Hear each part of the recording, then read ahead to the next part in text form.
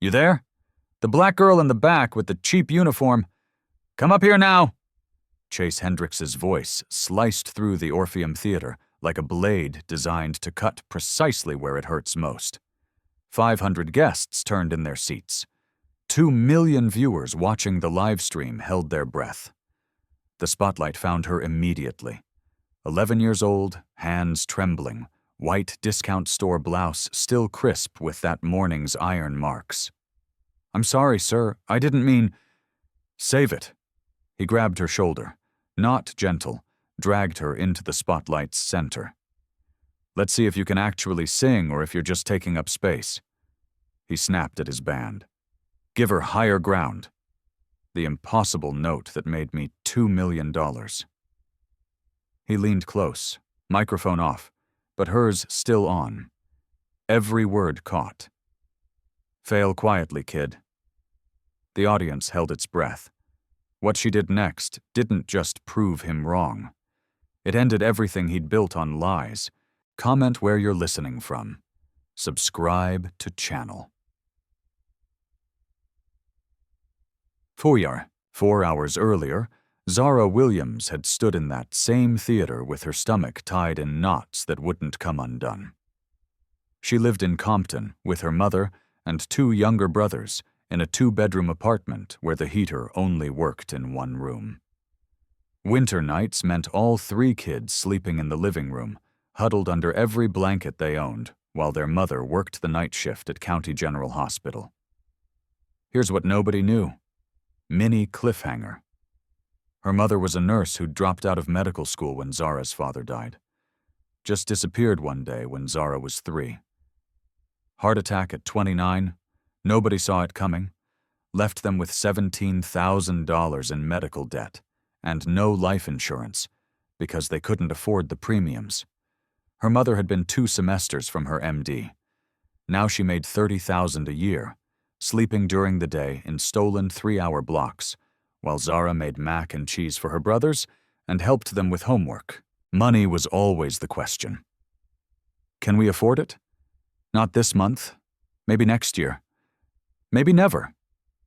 Zara had been singing since she was 5 years old, standing in the 2nd row of the New Hope Baptist Church choir every Sunday. By 7, her choir director, Ms. Johnson, had pulled her mother aside after service. "Your daughter has perfect pitch," Ms. Johnson had said, voice low like she was sharing a secret. "1 in 10,000 people can identify any note just by hearing it. She hears things the rest of us can't." Her mother had smiled, proud but tired, exhausted in that specific way that comes from working doubles and still falling behind on rent. What do we do with that? Berkeley, Juilliard, professional training. Ms. Johnson paused, and in that pause was everything they both understood. It costs money we don't have. So Zara sang at church. She sang in the school choir at Jefferson Elementary, where the music budget had been cut 3 years running, where they shared sheet music, and half the kids didn't have their own instruments.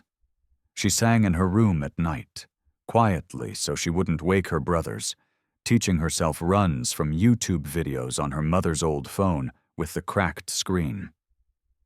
Her range was unusual. D3 chest voice to G6 whistle register. Those impossibly high notes that sounded like wind chimes in a storm. She didn't know this was rare. She just knew it felt right, like breathing but better. What happened next would change everything. When the letter came saying Jefferson Elementary had been selected for Chase Hendricks's charity gala, the whole school erupted.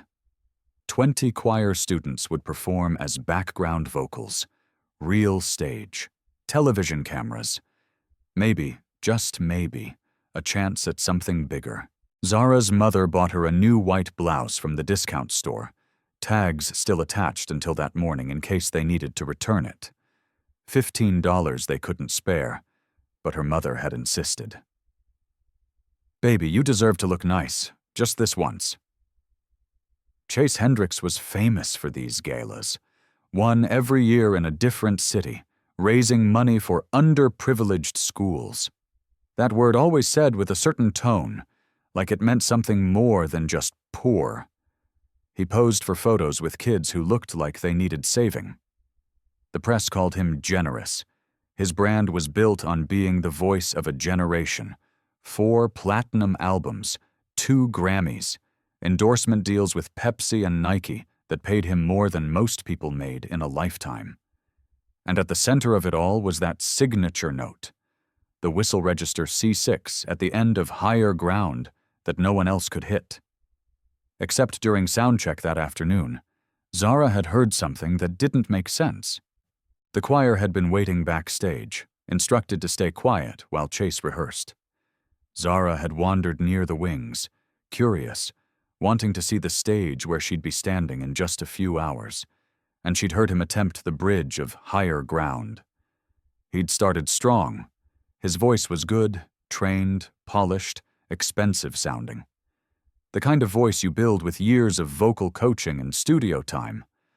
But when he reached for that famous high note, something broke. His voice cracked around A5, 2 full steps below where it should have been. The sound was ugly, strained, human in a way that famous singers aren't supposed to be. He'd stopped, frustrated, snapped at his sound engineer. "Bring the track up higher on that section. I need more support." The engineer nodded, adjusted something on the board. When Chase sang it again, the note was perfect. Too perfect. It didn't sound like it was coming from his throat. It sounded like it was coming from the speakers. Zara stood there, confused. She had perfect pitch. She could hear the difference between a live voice and a recording. Could hear the slight digital shimmer, the way the note sat on top of the music instead of inside it, the way breath doesn't carry through speakers the same way it carries through air. That perfect C6 wasn't Chase Hendricks. It was a backing track. She'd gone back to the choir risers and said nothing. Who would believe an 11-year-old girl from Compton over a man who'd sold 4 million albums? But now, standing under the spotlight with his hand gripping her shoulder, with 2 million people watching and his whispered threat still ringing in her ears, Zara understood something else. He knew she'd heard him at soundcheck. This wasn't about giving her a moment to shine. This was about making sure no one would ever believe her if she told the truth. That was his first mistake. The band started playing. The opening chords of Higher Ground filled the theater. Zara's mouth went dry. "I don't think I can," she started. "Sure you can, sweetheart." Chase's voice was loud for the audience, dripping with false kindness. "Just follow the music." But Higher Ground wasn't easy. The verse sat comfortable enough, but the bridge climbed relentlessly toward that signature whistle register C6 that had made Chase Hendricks famous. The note Zara now knew he couldn't actually sing. Chase stepped back, giving her room to fail. "Whenever you're ready," he said, smile tight. Zara took a breath. Her grandmother's voice echoed from that morning before she'd left for the theater. "Baby, if someone tries to make you small, you stand tall." She opened her mouth to sing, but stopped. "Mr. Hendricks." Her voice was small, but the microphone carried it through the theater like a whisper in a cathedral. Chase's smile tightened. "Yes?" "Can you turn off the backing track, please?" The theater went silent. You could hear people shifting in their seats, confused murmurs rippling through the crowd. Chase blinked. "What? The backing track?" Zara's heart pounded so hard she thought everyone could hear it. "Can you turn it off? I want to sing it for real." The murmurs grew louder.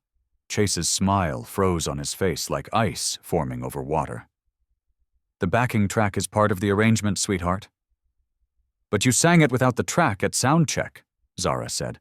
"You sang it alone." The murmur became a wave. Chase's jaw tightened, muscles visible under his skin. "Soundcheck is different from performance." Then can you sing it first? The words came out before she could stop them. Show me how. Without the track? The question hung in the air like smoke that wouldn't clear. Chase stared at her. The audience stared. The camera zoomed in. Somewhere in the control booth, a producer was probably losing their mind. Excuse me? I want to learn from you, Zara said, her voice still respectful but firm. Something was building in her chest, something that felt like courage or maybe just stubbornness. Sing it without the backing track so I can hear how you do it. 3 seconds of silence. Then Chase laughed. Sharp, like breaking glass. You want me to audition for you? No, sir. I just want to see if you can actually hit the note. The theater erupted. Gasps. Scattered, nervous laughs. Someone in the front row said, "Oh my God," loud enough for the microphones to catch. Chase's face flushed red. Of course I can hit the note. I've been hitting it for 15 years. Then show me. What happened next will shock you. Chase's mouth opened, closed. His hand flexed at his side. Fine, he said through his teeth. You want a demonstration? He turned to his sound engineer. Kill the backing track, all of it. The engineer hesitated, hand hovering over the board. Do it, Chase snapped. Chase. The engineer pressed a button. The music thinned immediately. Exposed. All the layers that had been filling the space suddenly gone, leaving just the raw instrumental. Chase raised his microphone and began to sing. His voice filled the theater, strong at first. Confident. He moved through the verse with ease, his years of training evident in every controlled breath, every smooth transition. The audience relaxed slightly. Maybe this was just a misunderstanding. Maybe the kid was wrong. Then he reached the bridge. The melody climbed. E4, G4, B4. Chase's voice followed, still solid, still controlled. But as the notes pushed higher, something changed. His neck tensed. His shoulders rose slightly, betraying the strain that his voice was trying to hide. D5, E5, A5. And then he reached for the C6. His voice cracked. It broke somewhere around A-sharp, a full step and a half below the target. The sound splintered like glass hitting concrete. Wrong in a way that made people wince. He stopped abruptly. Coughed. Tried to cover it with a laugh. Sorry, folks. Dry throat. He smiled, but it didn't reach his eyes. That's why we use the track, to protect the voice during long shows. But Zara had heard enough, and so had everyone else. You didn't hit it, she said quietly. Chase turned to her, his smile now a thin line. I told you. My voice is tired. But on your album you hit that note 27 times, Zara said. Her voice was growing stronger now, fueled by something she didn't fully understand yet. Anger, maybe. Or justice.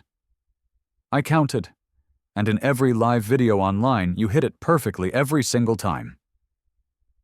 The audience shifted. Phones came out. People started looking at each other. That specific look that means everything is about to change. What are you trying to say? Chase's voice had an edge now, the smooth veneer cracking like old paint. I have perfect pitch, Zara said. I can hear frequencies.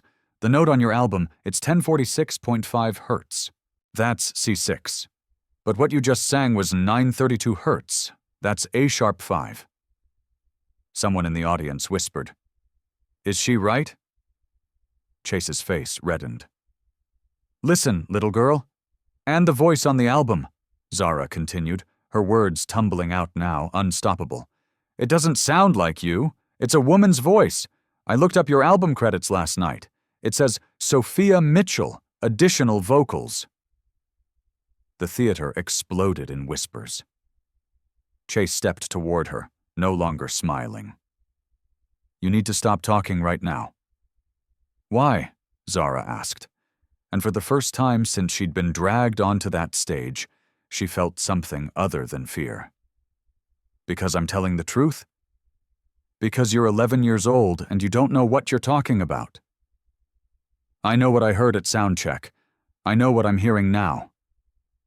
Zara looked out at the audience, at the cameras, at the 2 million people watching. That note isn't yours. You've been lip-syncing it for 15 years. This is when everything changed. Chase's hand shot out and grabbed her arm. Not hard enough to hurt, but hard enough to control. We're done here. But before he could pull her off stage, a voice came from the wings. Actually, she's right. Everyone turned. A man stepped into the light.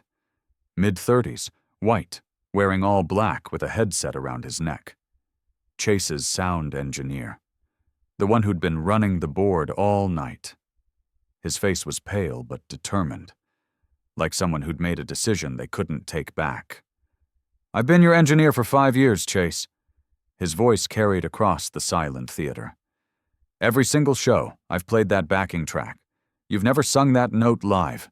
Not once. The theater went completely silent. Not the kind of silence that's waiting to be broken, the kind that feels like the world stopped spinning. Chase's grip on Zara's arm loosened. He stared at his engineer like the man had just driven a knife into his back. You're fired, Chase whispered. I know, the engineer said, but she's 11 years old, and she's braver than I've been for 5 years. Mini cliffhanger. The silence in the theater was absolute. 500 people held their breath. 2 million people watched online, fingers hovering over share buttons. Chase Hendricks stood frozen, his carefully constructed empire crumbling in real time. This is ridiculous, Chase said, his voice shaking. You're going to believe some kid over me? I have 2 Grammys. I've sold 4 million albums. Then prove her wrong, someone shouted from the audience. Sing the note. Chase's face went from red to white. I just did. No, you didn't. You cracked. We all heard it. The crowd was turning. You could feel it in the air, that shift when public opinion moves from one side to another, when the story everyone believed starts to feel like a lie. Chase looked at Zara, standing there in her discount store blouse, and something ugly twisted in his chest. Pride, maybe, or fear disguised as rage. Fine, he said. You think you're so smart? You sing it, right now. No preparation, no warm-up, no second chances? Zara's hands trembled. This was the moment where she either proved herself or became exactly what Chase said she was. A nobody from Compton who didn't know her place. Ms. Johnson's voice carried from the choir section. You can do this, baby. Sing like you do at church. Zara closed her eyes, took a breath, felt the air fill her lungs, felt her diaphragm expand, felt every lesson she'd learned in that small Baptist church settle into her bones like muscle memory. She opened her eyes and nodded to the band. They started again, the intro to Higher Ground for the second time that night. But everything was different now. Zara began to sing. Her voice started soft, almost tentative. The first verse was low, comfortable, well within her range. She focused on the words, on the story the song was telling. Some people in the audience exchanged glances. She was good, sure, but nothing special yet. Then she reached the pre-chorus. Her voice opened up, gaining power without losing control. There was something raw and honest in her tone that hadn't been there in Chase's polished performance. She wasn't performing, she was testifying. The verse climbed higher. D5, E5, F5. Her voice followed effortlessly, each note pure and clear. No strain visible on her face, no tension in her shoulders, just breath and sound and truth. Chase shifted his weight. His jaw tightened. The bridge approached. This was where he'd failed. Zara didn't hesitate. She shifted registers smoothly, moving from chest voice to head voice without a break. G5, A5, B5. The audience sat up straighter, and then she reached for the C6. It came out clean, no crack, no strain, no trick. No, just a pure, sustained whistle register note that rang through the theater like a bell in a cathedral. Clear, perfect, impossible. She held it for 4 seconds. The sound was crystalline, cutting through the air with the kind of precision that makes people forget to breathe. Someone in the front row gasped, but Zara wasn't done. She took the note higher. D6, E6, F6 into territory that Chase's backing track had never even attempted. Her face was calm, almost serene, as she explored the upper reaches of her range with the confidence of someone who'd lived there her whole life. Then she brought it back down.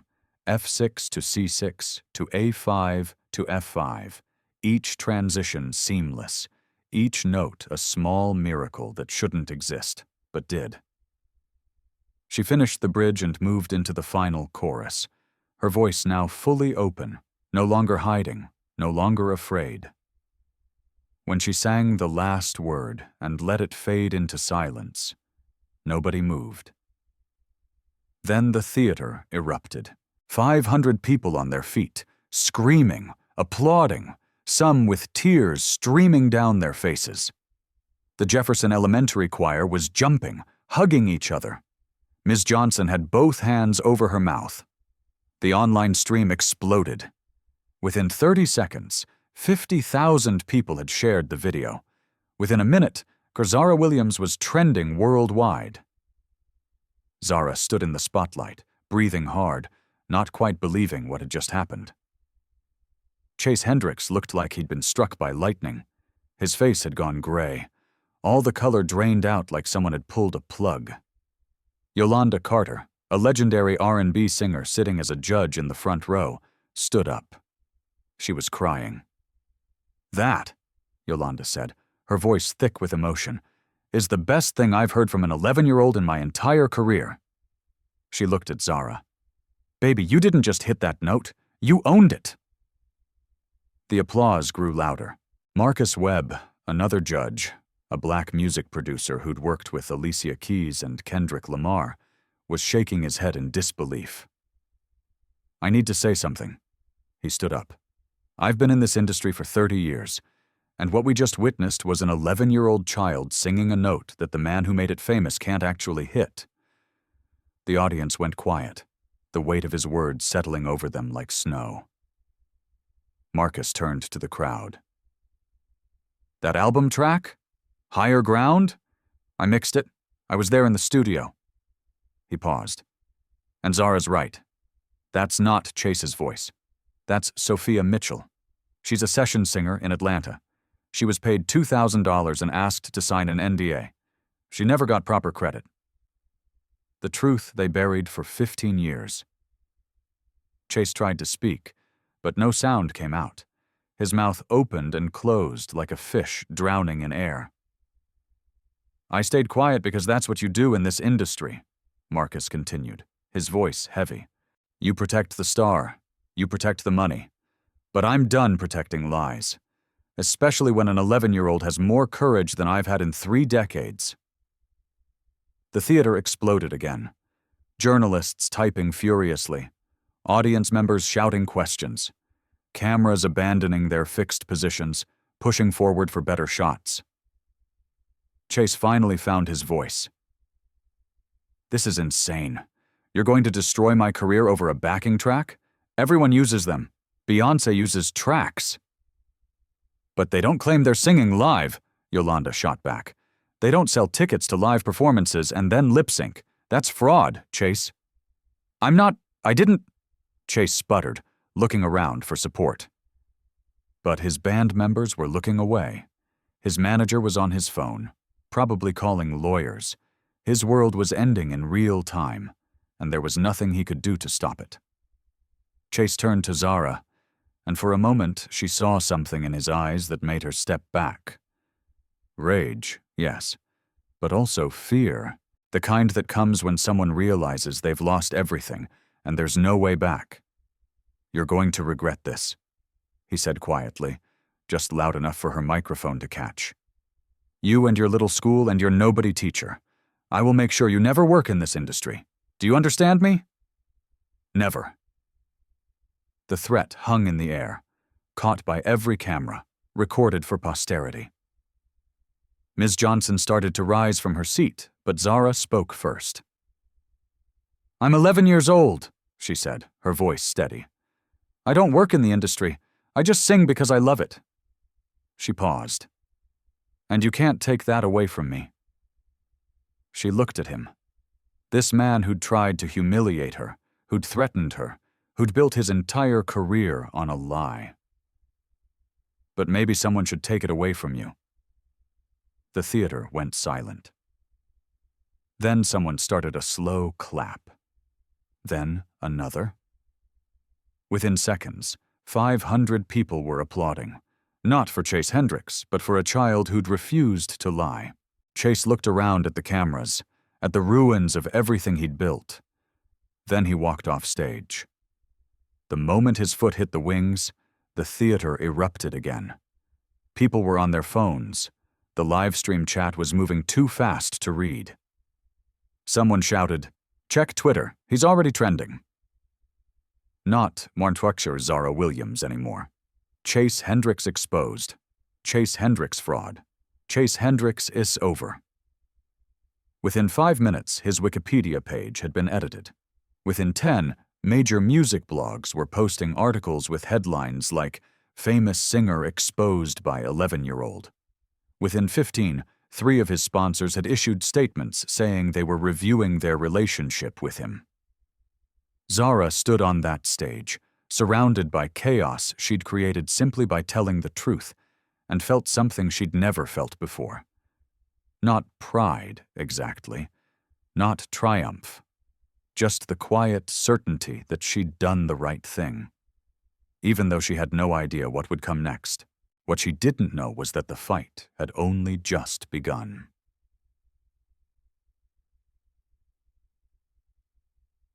The chaos lasted 20 minutes before security cleared the theater. Zara sat backstage in a folding chair, Ms. Johnson's arm around her shoulders, watching adults argue in urgent whispers, event organizers, Chase's management team, people in expensive suits talking into phones with voices that carried the weight of money and power. Nobody was talking to her. She was the center of everything and invisible at the same time. Her mother had called 3 times from the hospital. Couldn't leave her shift. They'd fire her if she did, and they needed that $30,000 a year more than ever now. "Baby, what happened? Are you okay?" Zara didn't know how to answer. What had happened was that she'd destroyed a famous man's career in 3 minutes. Whether she was okay was unclear. "I'm fine, Mama. Ms. Johnson is here." That had been an hour ago. Now it was nearly midnight. The other choir kids had gone home. The theater was empty except for crew breaking down equipment. Zara was still sitting in that folding chair, waiting for someone to tell her what happened next. That's when Chase's lawyer arrived. He was a white man in his 50s, wearing a suit that probably cost more than Zara's mother made in 6 months.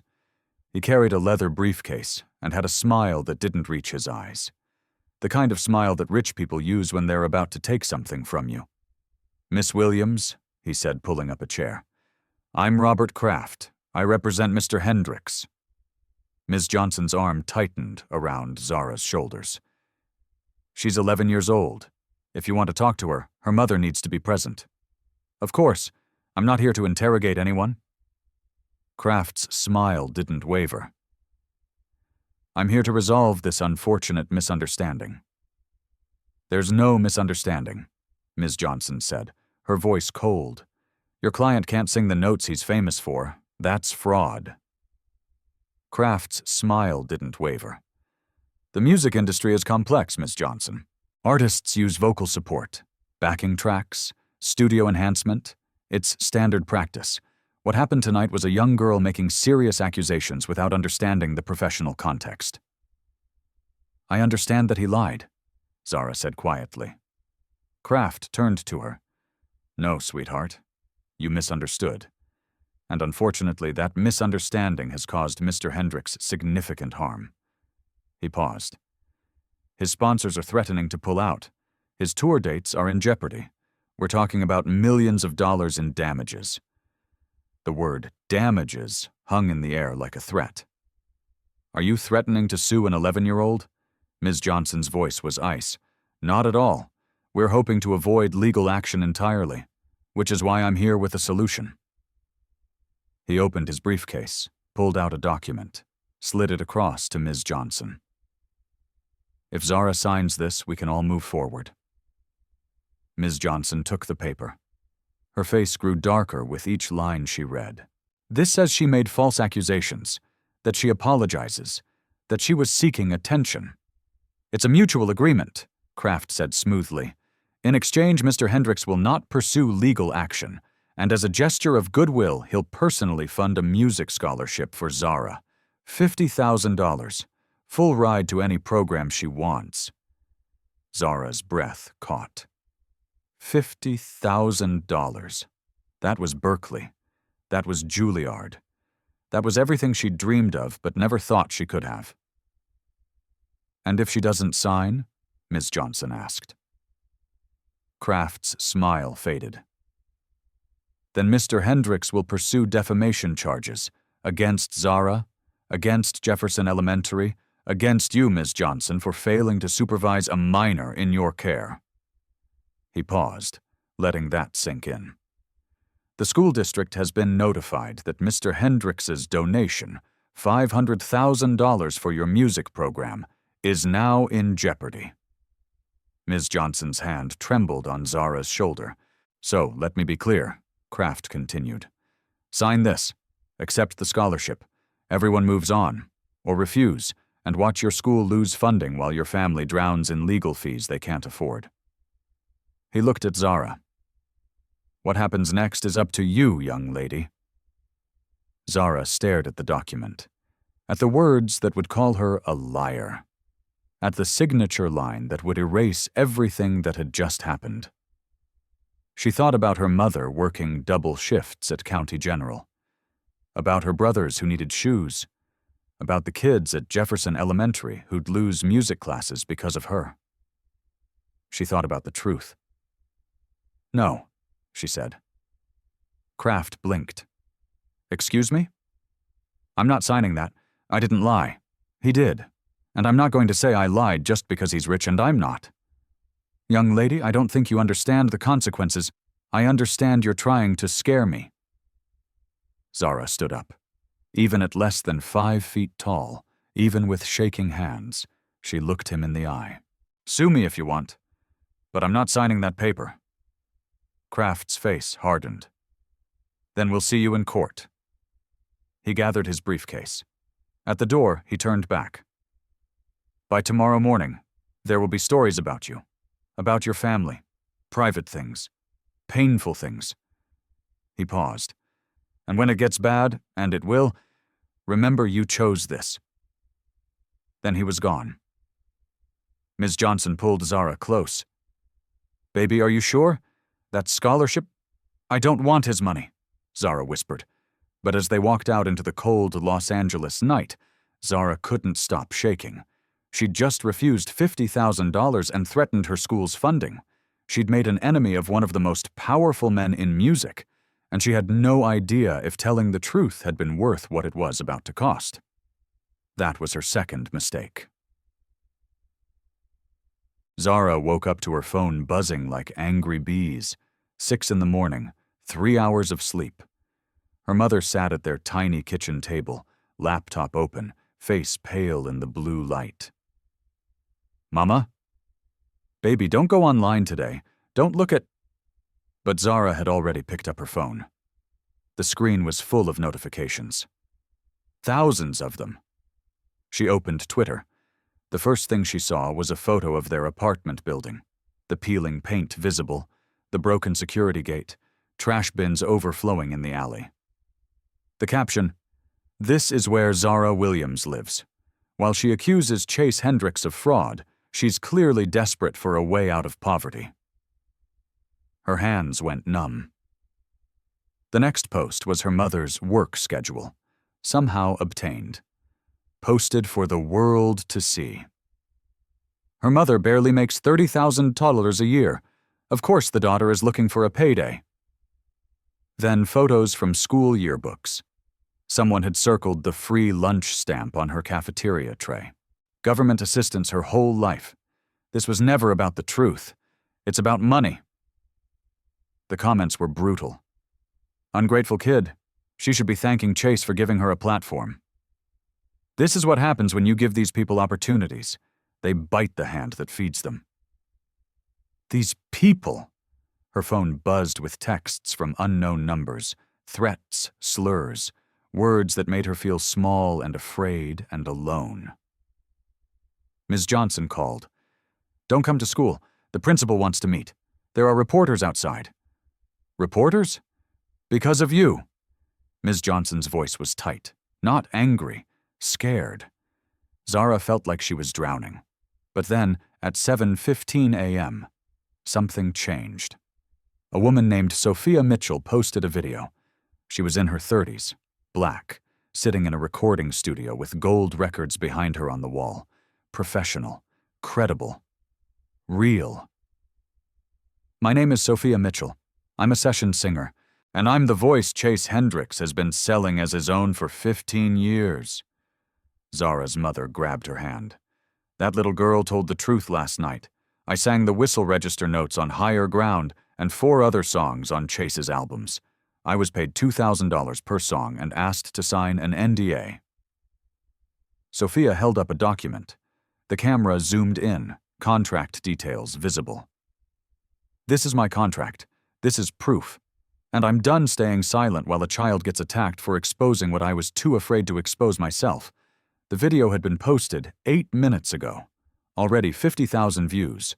Within an hour, 2 million. Within 3 hours, 7 more session singers came forward, each with contracts, each with recordings, each confirming what Zara had said. By noon, the narrative had flipped. Chase Hendricks Exposed was trending with proof, not speculation. Zara sat on her worn couch, watching the internet tear apart the man who'd tried to destroy her. She wasn't alone anymore. But Chase Hendricks wasn't going down quietly. By that afternoon, his legal team had filed a $10 million defamation lawsuit. Not just against Zara, against Sophia Mitchell, against Marcus Webb, the producer who'd spoken up at the gala, against Jefferson Elementary School for allowing a minor to make false public accusations. $10 million. Zara's mother stared at the legal document that had been hand-delivered to their apartment at 3 p.m. Her hands shook so badly she could barely hold the paper. We don't have money for a lawyer, she whispered. We don't have money for anything. The lawsuit was strategic, designed not to win, but to terrify. Chase's team knew that even if they lost, the legal fees alone would bankrupt everyone involved. It was a weapon, and they were wielding it with precision. But the counterattack went deeper than lawsuits. By 4 p.m., gossip sites were running coordinated stories. Sources close to the Williams family claimed that Zara's mother had pushed her daughter to confront Chase, that the whole thing had been planned to extort money. One article included quotes from former neighbors saying the family was known for playing victim and looking for handouts. None of it was true, all of it was published. By 5 p.m., Zara's school was under siege. Not just reporters now, but angry Chase Hendricks fans. Teenagers and adults standing outside Jefferson Elementary with signs. Liars. Frauds. Leave Chase alone. The principal called an emergency meeting. Zara and her mother sat across from him in his office. He looked like he'd aged 10 years overnight. I'm sorry, he said, but the school board is considering suspending Zara pending investigation. Investigation of what? Zara's mother demanded. She told the truth. You saw the video, everyone saw it. The board is concerned about the attention, the threats. We've had to increase security. Parents are calling, worried about their children's safety." He rubbed his face. "And Chase Hendricks's lawyers are threatening to sue the district for negligence. They're saying we failed to supervise Zara, that we allowed her to defame their client on school time." "She wasn't on school time," Ms. Johnson interjected from the corner where she'd been standing. "She was at an evening event." "It was a school-sanctioned event," the principal said. "The choir was there representing Jefferson Elementary, which means legally we're liable." Zara felt her chest tighten. "So I'm being suspended because I told the truth?" "You're being suspended because the school can't afford to fight a lawsuit from Chase Hendricks's legal team." The principal's voice was heavy with regret, but the words still landed like stones. "I'm sorry, Zara. I truly am. But the board meets tomorrow, and I don't think I can protect you." They left the school through a back entrance to avoid the cameras. At home, the apartment phone wouldn't stop ringing. Reporters, threats, someone claiming to be from Child Protective Services, saying they'd received reports that Zara's mother was exploiting her child. It was fake. CPS didn't work like that, but it was effective. Every call was a small knife. Zara's brothers were scared. They didn't understand why angry people were outside their building, why their sister was on TV, why everything felt like it was falling apart. That night, Zara's mother sat on the edge of her bed. Her eyes were red from crying. "Baby, I need to ask you something." Her voice was barely above a whisper. "If you could take it back, would you?" Zara thought about the question, about the $50,000 scholarship she'd refused, about the reporters outside their building, about her school suspending her, about the threats and the lies and the $10 million lawsuit that could destroy their lives. "No," she said finally. "I wouldn't take it back." Her mother closed her eyes. A tear slid down her cheek. "Then we fight." She took a shaky breath. "I don't know how, but we fight."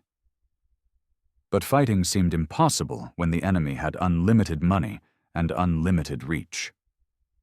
At midnight, Zara lay awake in the bed she shared with her brothers, listening to them breathe in their sleep. She thought about Chase Hendricks in his mansion somewhere in the Hollywood Hills, probably sleeping peacefully, protected by lawyers and money and the knowledge that the system was built to protect people like him. She thought about how easy it would be to give up, to sign the paper his lawyer had offered, to say she was sorry for telling the truth. And then she thought about Sophia Mitchell, who'd been silent for 15 years before finding the courage to speak. About Marcus Webb, who'd stayed quiet for 3 decades before standing up. About the 7 other session singers who'd come forward, risking their own careers. They'd all been afraid, but they'd spoken anyway. Because someone had to, even if that someone was just an 11-year-old girl who refused to lie. Zara closed her eyes and tried to sleep, knowing tomorrow would be worse, not knowing that tomorrow would bring something she never expected. Help. The knock came at 7 a.m. Zara's mother answered cautiously, expecting reporters. Instead, she found a woman in her 40s, professionally dressed, carrying a briefcase. "Mrs. Williams, my name is Diana Carter. I'm an entertainment attorney. I'd like to represent your daughter. Pro bono." Zara's mother blinked. "I'm sorry, what?" "No charge. Sophia Mitchell hired our firm to defend her. When we heard Chase sued an 11-year-old child, 3 partners volunteered to take Zara's case." She smiled. "May I come in?" Within an hour, their kitchen table was covered with documents. Diana worked quickly, pen moving across legal pads, turning what seemed impossible into strategy. "Chase's lawsuit is garbage," she said bluntly. "Defamation requires false statements, Everything Zara said was true. He won't win. But he knows that, Zara's mother said. This is intimidation, not litigation. Exactly. So what do we do? Diana looked up. We countersue. Fraud, false advertising, breach of contract with ticket holders. We make it a class action, make it too expensive for him to continue. A second knock interrupted them. Ms. Johnson entered, followed by Marcus Webb, the producer who'd exposed Chase on stage. I wanted to check on her, Marcus said. He sat across from Zara. Up close, she could see exhaustion in his face. Chase's lawyers had gone after him too. I've been in this industry 30 years, Marcus said. I've watched powerful people crush careers with lawsuits and threats and money, but I've also watched movements start. He pulled out his phone. Look at this. Believe Zara was trending, exploding. Alicia Keys had tweeted, "Protect that child, listen to her truth." John Legend announced he was covering legal fees if needed. Kelly Clarkson, Fantasia, Jennifer Hudson, all speaking up. You're not alone, Marcus said. The third knock came at 9 a.m., Rachel Goldstein from 60 Minutes. I'd like to do a story, Rachel said. An investigation. Chase's career, his pattern of credit theft, the industry that protected him. I want to tell the whole story. Why? Zara's mother asked suspiciously. Because I have a daughter your age, Rachel said quietly. And if someone tried to silence her for telling the truth, I'd want someone to help. By noon, the apartment was full. Diana's paralegal had arrived with documents. 2 of Sophia's industry contacts offered statements. Ms. Johnson was coordinating with Jefferson Elementary teachers who wanted to support Zara publicly. Then Sophia Mitchell herself arrived. She wasn't what Zara expected. In videos, Sophia looked polished, professional, untouchable. In person, she looked tired, human, scared. She sat next to Zara and took her hand. I was 23 when I signed that NDA, Sophia said. I needed the money. I needed the credit. And when they buried my name where nobody would see it, I told myself it was fine. Just business. She paused. I told myself that lie for 15 years, until I watched an 11-year-old refuse to lie at all. I'm scared, Zara admitted. Me too, Sophia said. But we're scared together now. That's different. By evening, the narrative was shifting. Not just on social media, but in major outlets. The New York Times. Session singer speaks out, the hidden voices behind pop music. Rolling Stone was preparing an exposé on Chase's entire catalog. Billboard was investigating how many other artists had similar arrangements. The story had grown beyond Zara. It was about people whose work was stolen, whose talent was used and discarded, whose names were erased so others could shine. Jefferson Elementary's principal called. The school board had voted. Zara wasn't being suspended. Instead, they were declining Chase's donation and issuing a public statement supporting Zara's right to speak truth. We don't want money from someone who attacks children, the principal said. That night, a GoFundMe appeared. Not from Zara's family, from parents at Jefferson Elementary, from community members, from strangers who'd seen the videos. The goal was $50,000 to replace Chase's donation. It raised $300,000 in 6 hours. Zara sat on her couch watching donations scroll past, reading messages from people she'd never met. Teachers, musicians, parents, kids her age who said she'd inspired them.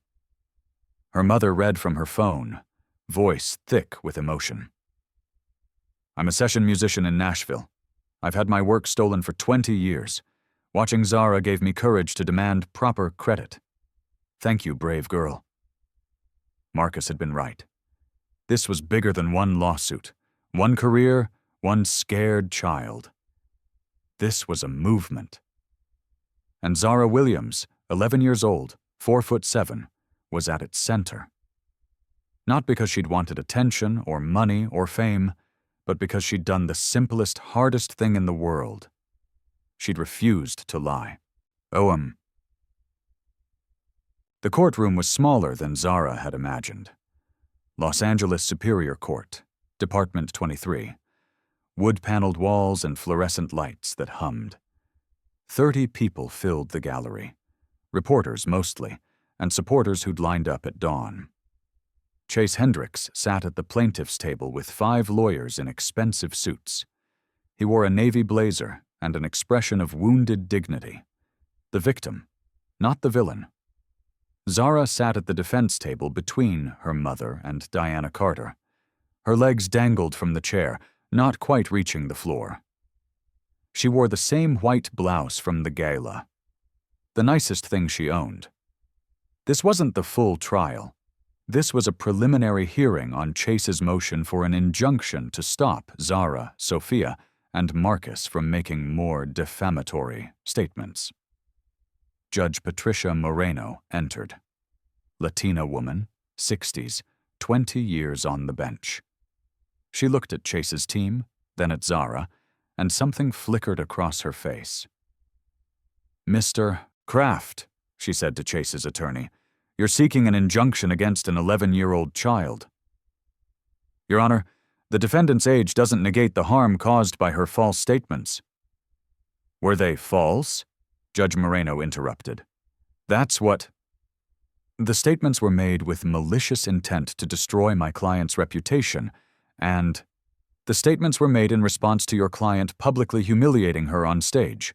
Diana Carter stood. "Your Honor, if I may." Judge Moreno nodded. Diana approached with a tablet. "I'd like to enter footage from the charity gala, unedited."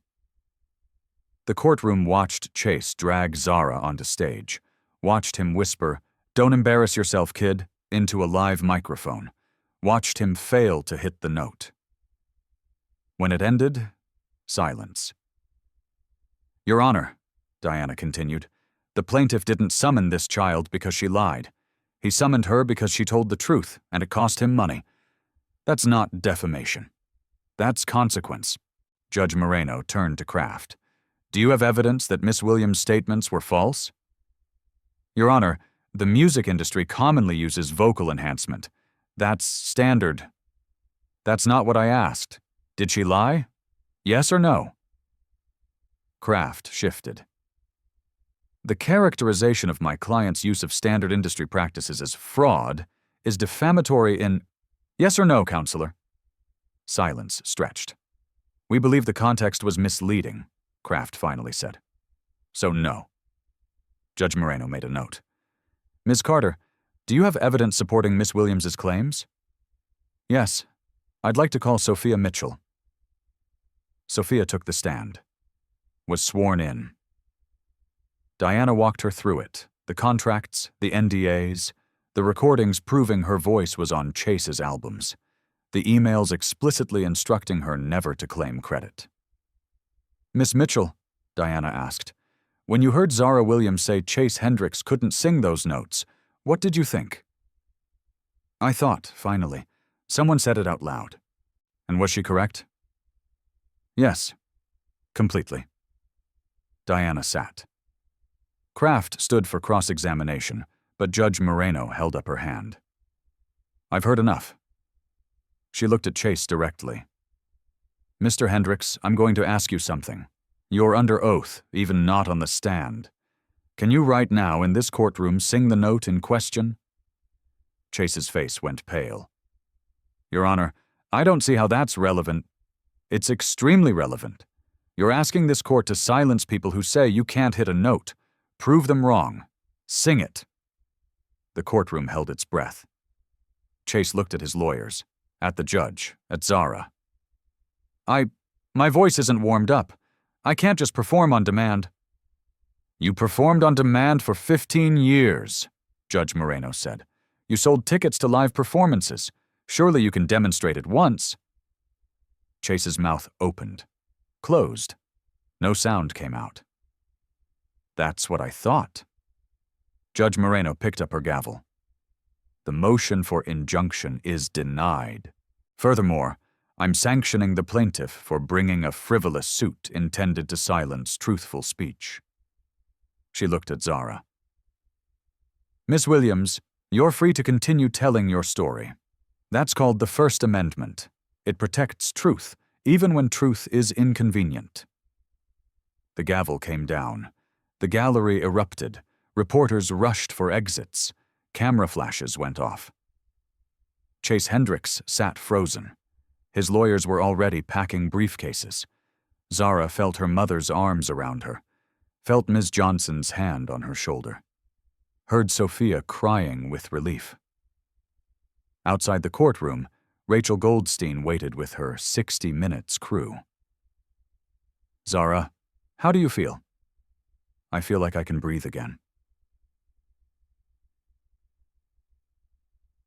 That night, the 60 Minutes episode aired.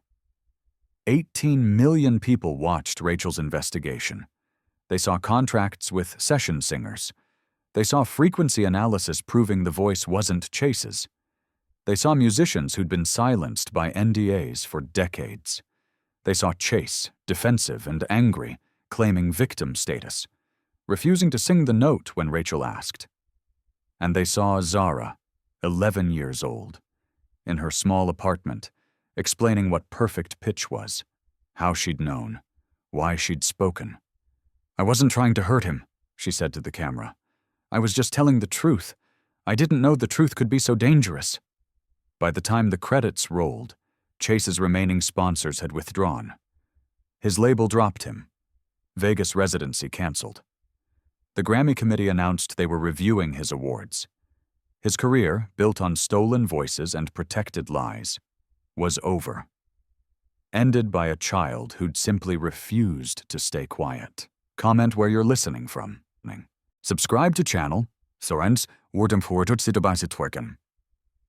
3 months later, Chase Hendricks filed for bankruptcy.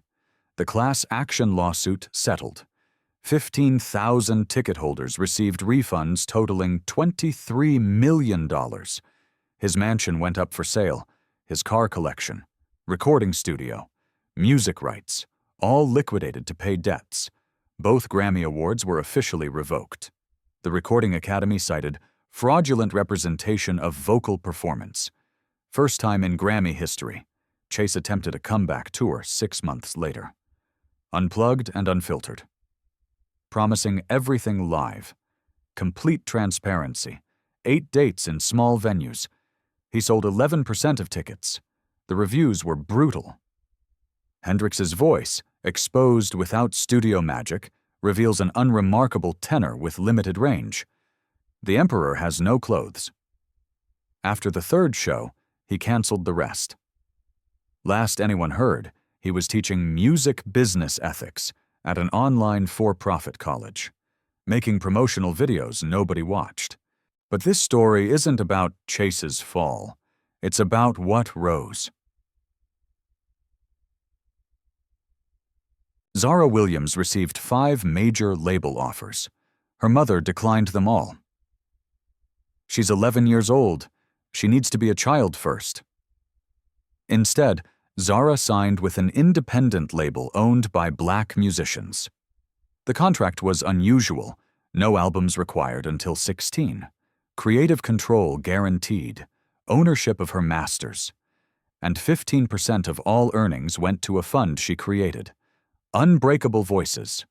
The fund provided scholarships for young singers from underprivileged backgrounds, free vocal training, music theory, and legal education about contracts and rights. 50 scholarships the first year, 200 by year 3. Zara recorded 1 single, My Own Voice. She wrote it with Sophia Mitchell about finding courage, speaking truth, saying no when everyone expects silence. It went gold in 6 weeks. The video featured Zara singing in her church, her school, her apartment, places where her real voice was born. At the end, 50 scholarship recipients joined her. Every race, every background, all credited, all seen. The industry changed. California passed Assembly Bill 2847. Zara's Law required disclosure when live performances used pre-recorded vocals. Tickets had to state it. Violation was consumer fraud. 12 states adopted similar laws within 18 months. The Recording Academy overhauled credit requirements. All submissions needed detailed documentation of every vocalist. Additional vocals was no longer acceptable. You had to name them. Spotify and Apple Music added credits tabs to every song. Session musicians, invisible for decades, suddenly had names attached to their work. A session musicians' union formed. 2,000 members in the first year. They negotiated minimum standards, proper credit, royalty participation, legal protection. 47 artists voluntarily updated liner notes, acknowledging previously uncredited session singers. Transparency became the new currency. Sophia Mitchell's career exploded. She'd been in the shadows 15 years. Now, magazine covers, her own album, a Grammy, for real this time. In her acceptance speech, she thanked Zara. "I was too afraid to speak for 15 years. This 11-year-old showed me what courage looks like. This award belongs to both of us." Marcus Webb started a production company dedicated to properly crediting new talent. "I'm done protecting frauds. I'm protecting the truth now." Jefferson Elementary's music program became the best funded in the district. $800,000 from GoFundMe. 2 new teachers. Instruments for everyone. Scholarships named after Ms. Johnson. Ms. Johnson received offers from prestigious schools. She turned them down. "My kids are here. I'm staying." 1 year after the gala, Zara performed at the Grammy Awards. 12 now, still in regular school, still sharing a bedroom, still singing in church. She stood on that stage in a simple dress. No elaborate production. Just her voice and piano, played by Sophia. She sang My Own Voice. When she hit the final note, a sustained C6 that rang clear through the Staples Center, 18,000 people rose to their feet. Not because it was impossible, because it was honest. Remember that moment when Chase Hendricks pointed at a small black girl in a cheap uniform and dragged her onto a stage, expecting her to crumble?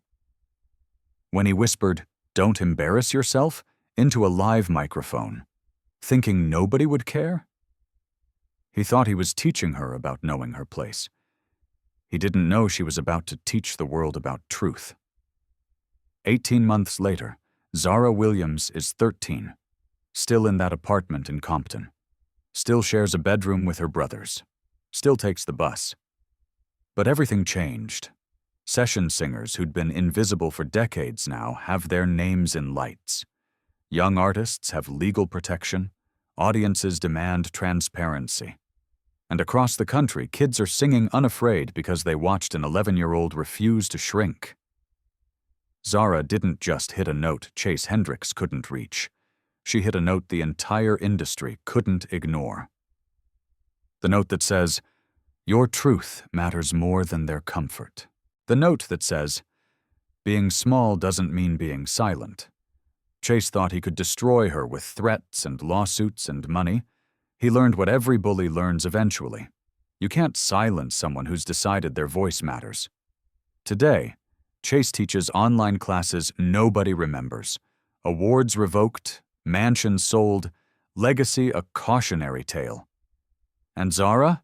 Still just a kid who loves to sing, who does homework and argues with her brothers, who sometimes forgets she changed an industry. That's real courage. It doesn't need an announcement or spotlight or millions of dollars. Sometimes it sounds like a 12-year-old saying no when everyone expects her to fold. So here's the question. If you were there, would you have stood up for Zara when the lawyers came? When the threats started? When everyone said stay quiet? Or would you have stayed seated, relieved it wasn't you? Drop your honest answer below. We all think we'd be heroes. But courage is harder than we imagine.